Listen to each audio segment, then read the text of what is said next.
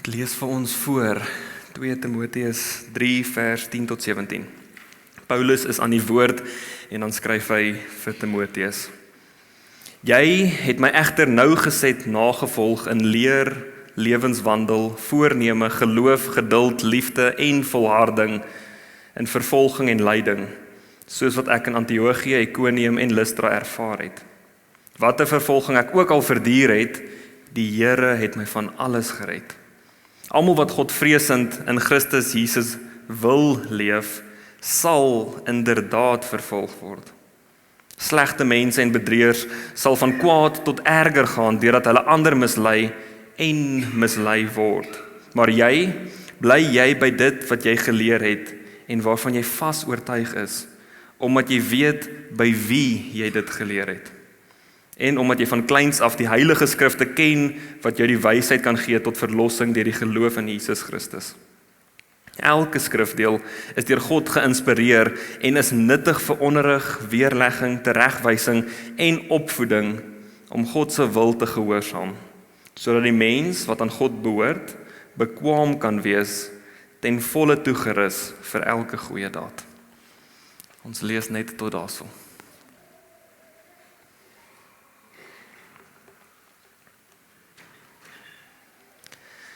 Ons kom pas uit 'n 4-week preekreeks oor gebed, waar ons onder andere stil gestaan het by gebed, by God, by ander, vir God. Met ander woorde, gebed rondom verhouding, gemeenskap, verheerliking en voorbidding.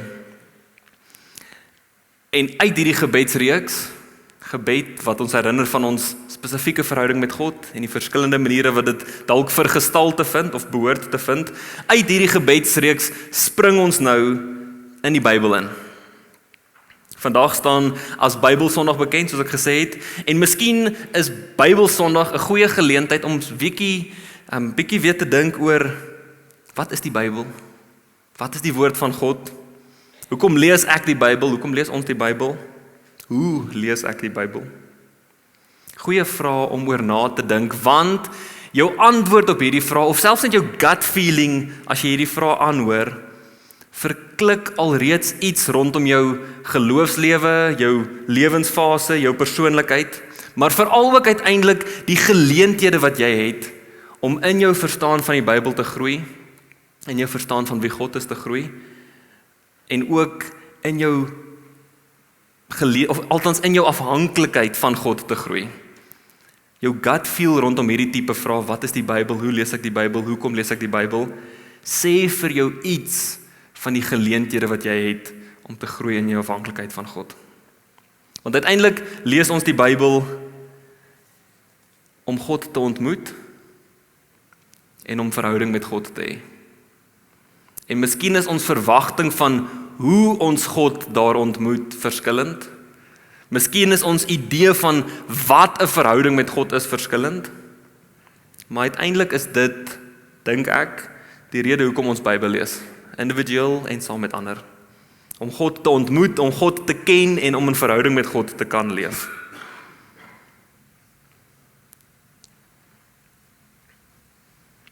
En vanuit daai verhouding, gehoorsaam en eg, God se wil soort van te verstaan en God se wil te kan nastreef. So met ander woorde, wanneer ons Bybel lees, maar ook soos die vorige 4 weke, wanneer ons in gebed tree, doen ons dit as 'n reaksie, waarby ons nou sal kom, maar as 'n reaksie tot verhouding.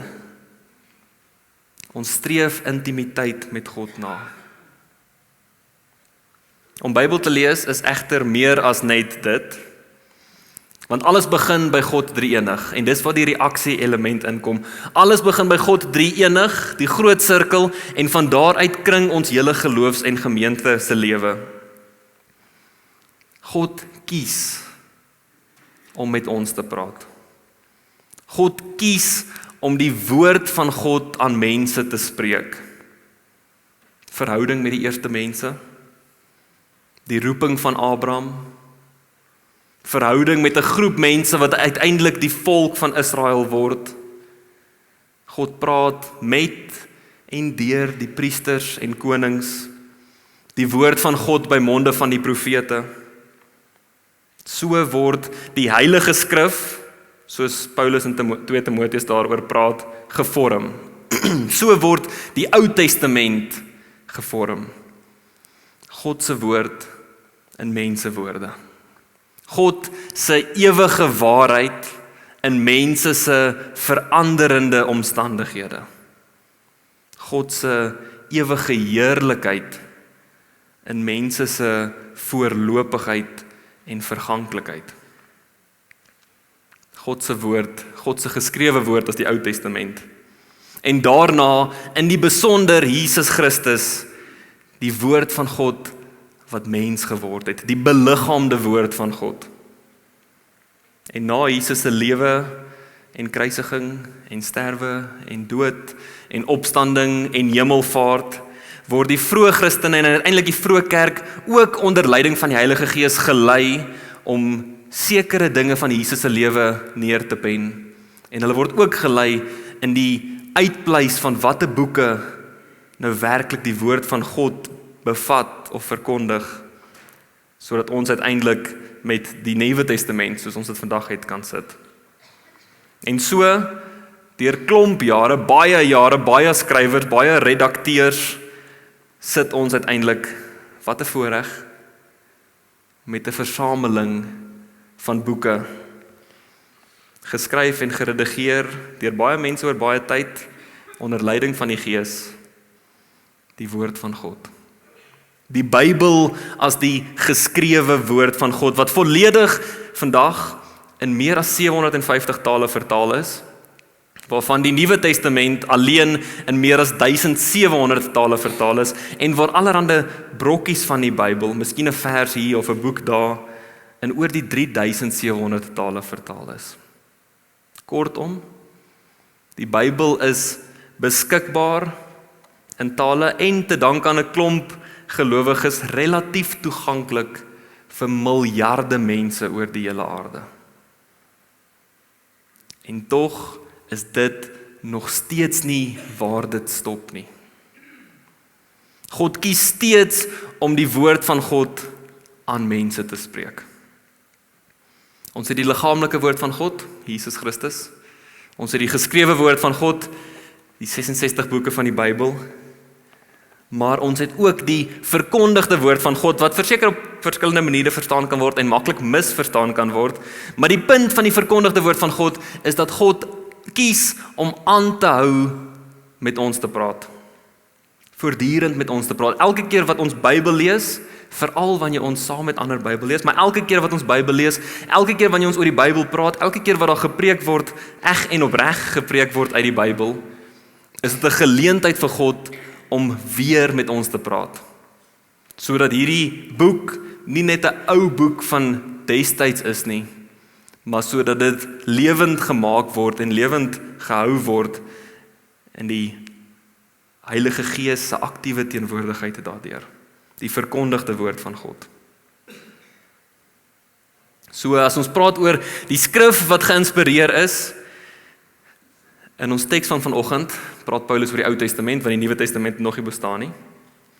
Maar glo ons dat God in elke proses van hierdie 66 boeke, wat glo my 'n baie ingewikkelde ontstaan het, dit het nie net so uit die hemel uitgeval nie, maar dat God in elke deel van daardie proses, tot vandag waar dit gelees en gepreek word, intiem betrokke is. En so kies God steeds om God se woord aan mense te spreek. Kortom, dit is hoekom ons Bybel lees. Omdat God aanhou kies om deur God se woord, deur God se geskrewe woord, vandag nog met ons te praat. Nou so mooi en so goed en so volledig en so volmaak as wat God se woord is, geskrewe, beliggaamd, verkondig, so feilbaar en onvolmaak is ons omgaan daarmee. Van die antieke tyd af tot vandag is mense maar baie gebroke in hulle aanhoor van God se woord, gebroke in hulle omgaan met Jesus, die liggaam, die beliggaamde woord van God, en uiteindelik ook gebroke in ons lees en interpreteer en die manier wat ons na die Bybel toe gaan. Ons sukkel met die lees van die Bybel. Maar ons sukkel nie, so wat ons baie keer dink, omdat ons in die eerste plek nie genoeg verstaan, of onkundig is, of nie geleerd genoeg is nie. Nee. Ons sukkel met die lees van die Bybel, omdat ons as gebroke mense na die Bybel toe gaan. Mense, elkeen van ons, ongeag hoe geleerd of nie jy is, mense wat vasgevang is in ons eie klein lewentjies, en dan van die Bybel verwag om my probleme en my vrae te beantwoord. Dikwels, gewoonlik gaan ons nog na die Bybel toe met 'n tipe van 'n idee van wat die Bybel behoort te sê. Vooropgestelde idees oor wat die Bybel is en wat die Bybel vanoggend of vandag vir my gaan sê. Vooropgestelde idees oor wat die Bybel behoort te doen. En die ergste van alles is, miskien sit jy hier en sê, nee, ek doen nie dit nie. Tog bly jy deel van ons. En met ons bedoel ek deel van die groep, wat sonder dat ons dit besef, met 'n klomp,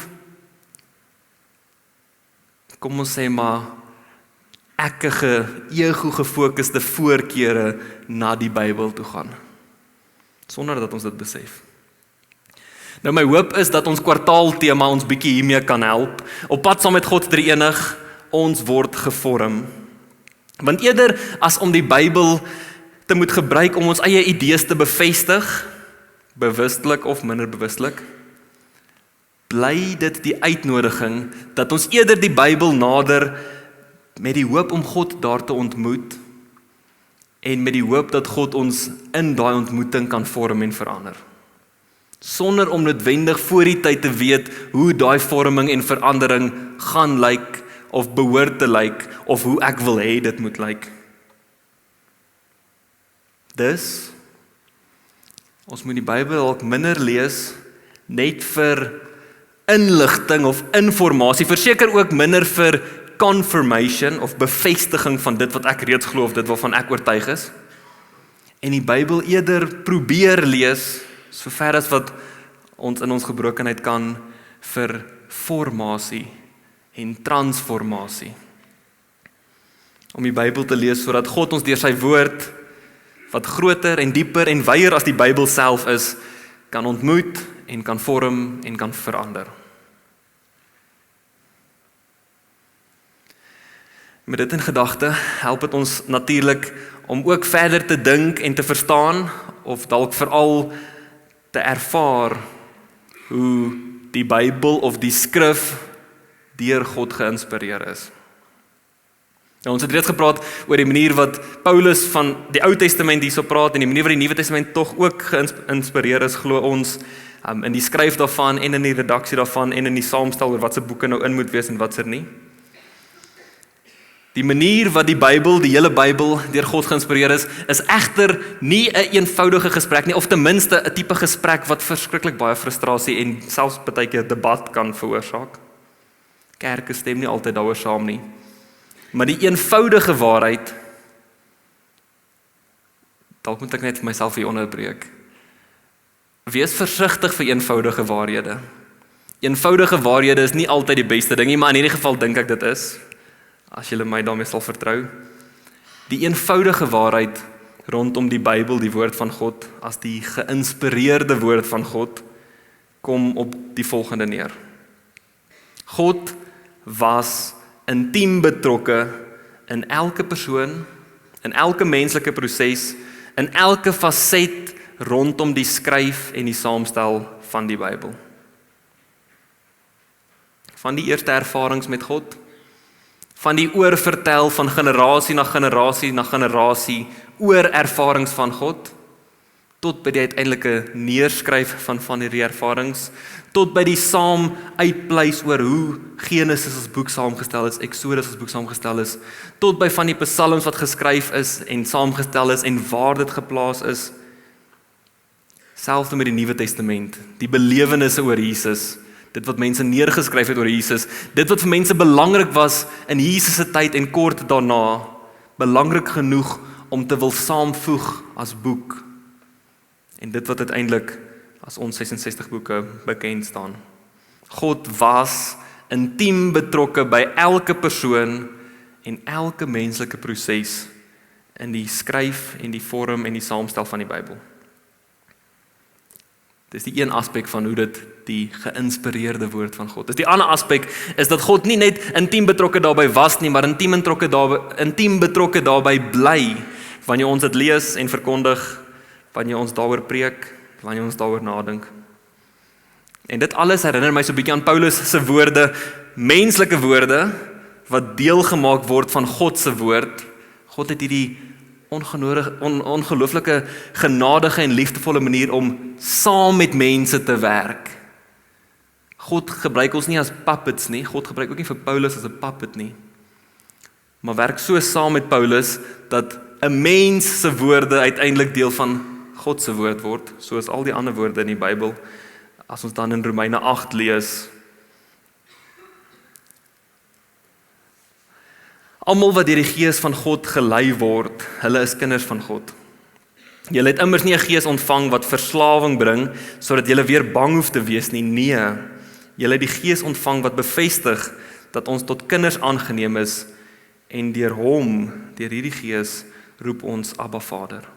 Die Gees self getuig teenoor ons gees dat ons kinders van God is, maar as ons kinders is ons ook erfgename van God en mede-erfgename met Christus, mits ons inderdaad saam met hom ly, sodat ons saam met hom verheerlik kan word. Op 'n stadium in Romeine 8 praat die teks baie oor hoe die Heilige Gees vir ons intree in ons gebroke gebede. Aan die einde van Romeine 8 praat Paulus baie oor die onwrikbare liefde van Jesus Christus. Maar hierdie spesifieke gedeelte kan dan ook van toepassing gemaak word in ons gebroke benadering tot ons beste pogings van Bybel lees. Die Gees herinner ons dat ons God se is en nie self God is nie.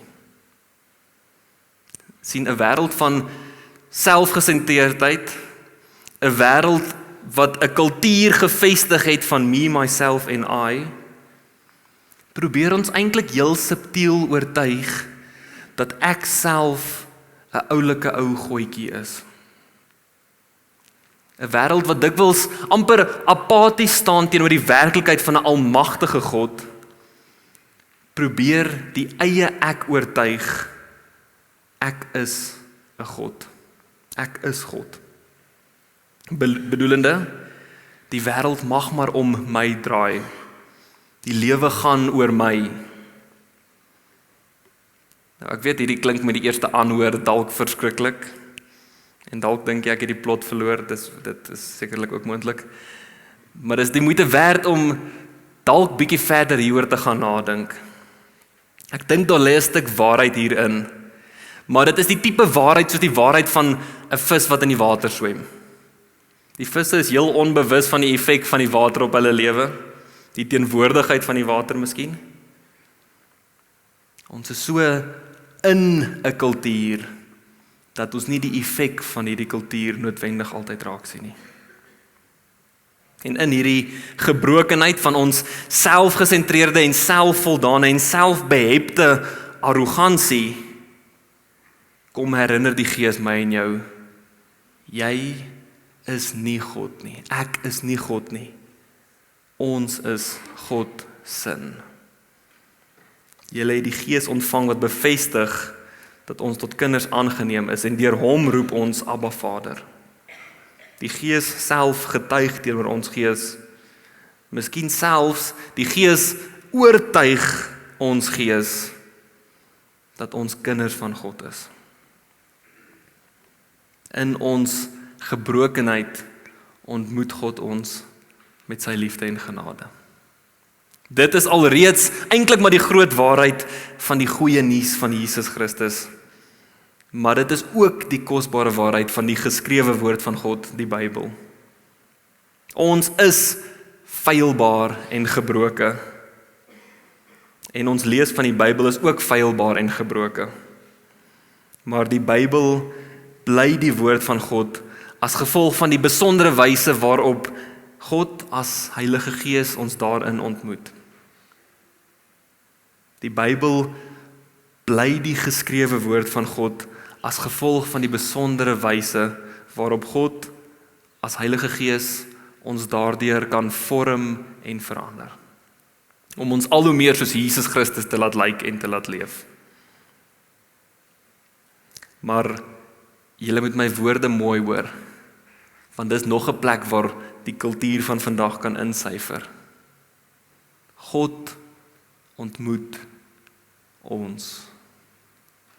Dis nie ons wat na die Bybel toe gaan sodat ons vir God kan ontmoet nie. Dis ons wat nederig na die Bybel toe gaan met die hoop dat God ons ontmoet. Alles begin by God drie-enig. God ontmoet ons deur die woord van God, sodat ons al hoe meer in diep en egte verhouding met God drie-enig kan leef. En dit is die eenvoudige waarheid en die omvang van God se genade wat ons vanoggend so op Bybelsondag saam vier. God ontmoet ons in ons gebrokenheid in iets so tasbaar soos die Bybel. God ontmoet ons in ons gebrokenheid en kies uit genade om saam met ons te werk. Saam met ons te werk in die skryf van die Bybel, soos die Here het. Saam met ons te werk in die lees en interpreteer van die Bybel. Ons word verander deur die stories wat vertel word, meer as net die inligting wat ons ontgin uit die Bybel. Miskien daarom ook hoekom Jesus so baie in gelykenisse gepraat het. God ontmoet ons in ons gebrokenheid en vorm ons kragtig deur ons tyd in sy woord. Mag jy die vormende teenwoordigheid van God drie-enig intiem beleef in jou omgaan met die Bybel.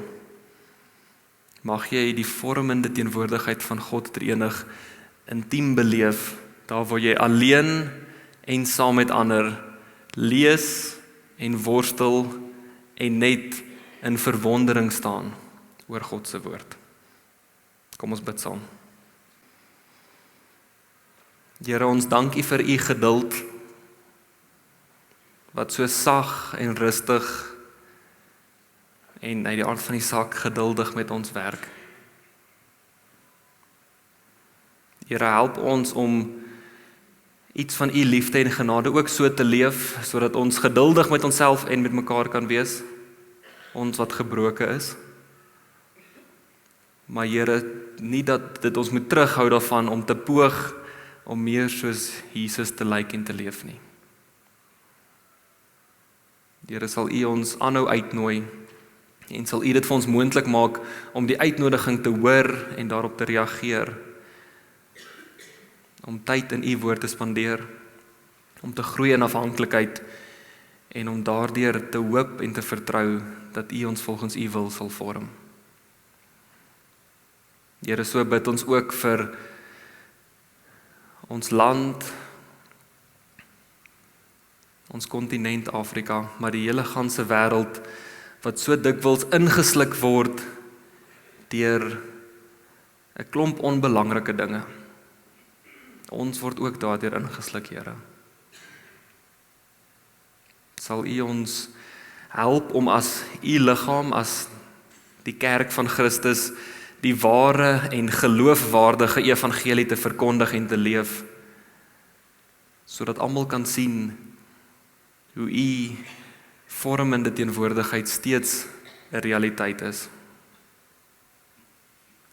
En mag ons vertrou, Heilige Gees, dat U in elkeen van ons sal werk en ons sal stuur waar ons moet wees en sal vorm in wie ons moet wees om U goeie werk te kan voortsit. Ons bid dit in die naam van Jesus Christus. Amen.